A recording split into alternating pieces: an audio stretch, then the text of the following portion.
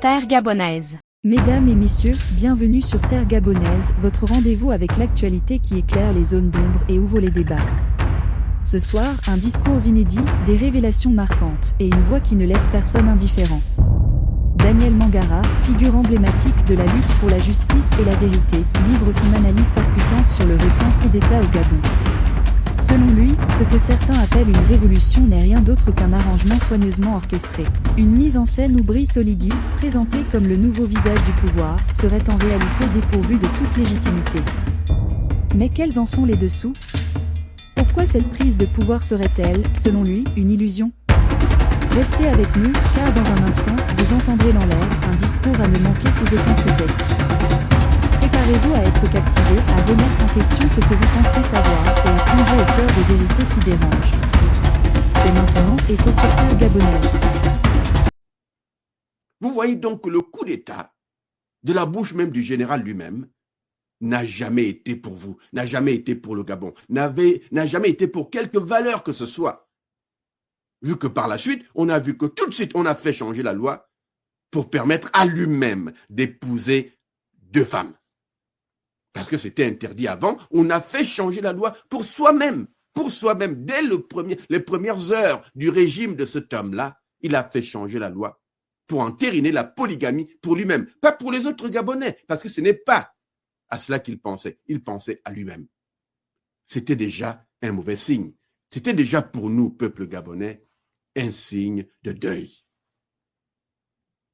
De deuil du Gabon. C'est aussi quand quelqu'un qui dit avoir fait un coup d'État dit de libération vole par la suite le titre de président de la transition. Je dis bien vole. Parce qu'il l'a fait en violation des articles 35 et 38 de sa propre charte, qui commande que le président de la transition doit être élu. J'ai moi-même été au Gabon, en compagnie de mes collègues du Congrès des citoyens libres, M. Henri Onva, Mme Alice Adibé, M. Wilfried Boka, demander des comptes là-dessus à la Cour constitutionnelle pour qu'on nous dise pourquoi nous avons à la tête de notre pays quelqu'un qui n'a jamais été élu conformément aux articles 35 et 38 de la Constitution. Nous avons été au Gabon, vous nous avez vu nous démener pour demander des comptes. Nous n'avons pas eu peur. Nous savions que partout au Gabon, les gens avaient peur de parler. Nous avons trouvé un pays tétanisé par la peur. Et nous avons dit, il faut casser cette dynamique-là. Et nous avons dit, qu'on nous arrête ou pas, nous on va y aller. Et on va aller demander des comptes directement là où il faut. Parce que nous n'acceptions pas qu'on nous dise que nous avions au Gabon, à la tête de notre pays, quelqu'un qui a fait un serment sur une charte qui demandait en réalité que ce titre de président de la transition ne vienne qu'à la personne qui aurait été élue conformément à la charte. Mais vous avez vu que cette cour constitutionnelle, comme celle jadis dirigée par Marie-Madeleine Mburanso, demeure la même vieille tour de Pise qu'elle a toujours été. Elle a simplement botté en touche, comme d'habitude.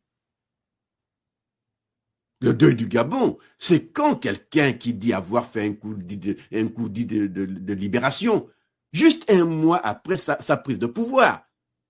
Le 6 octobre, on prend le pouvoir, enfin on fait la prestation de serment le 4 septembre. Et le 6 octobre, un mois plus tard, on vole encore un autre titre, le titre de président de la République. En violation cette fois de l'article 58 qui interdisait une modification de la charte tant que tous les organes de la transition n'avaient pas été mis en place. Or, au 6 octobre, ni l'Assemblée ni le Sénat n'avaient encore été nommés, il n'y avait que le leadership.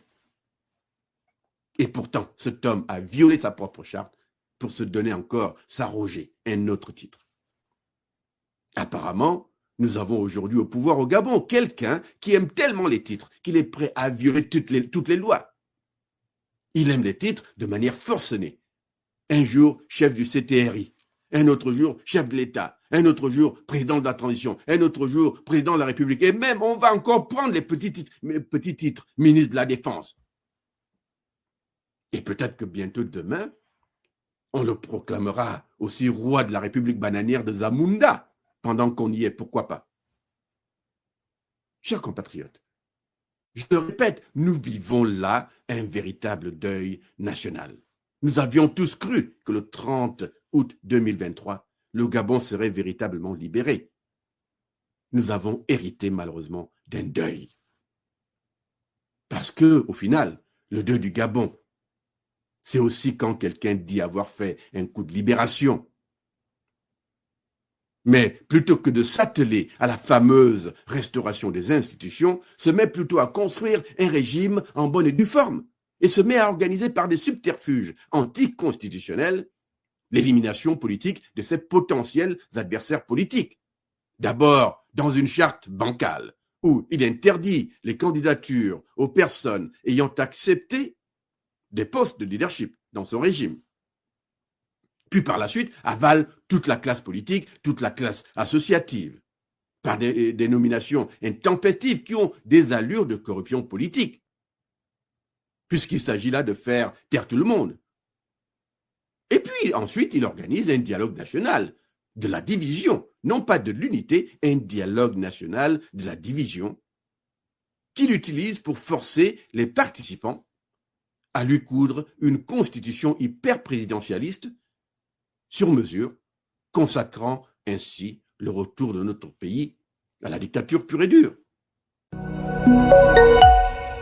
Terre gabonaise.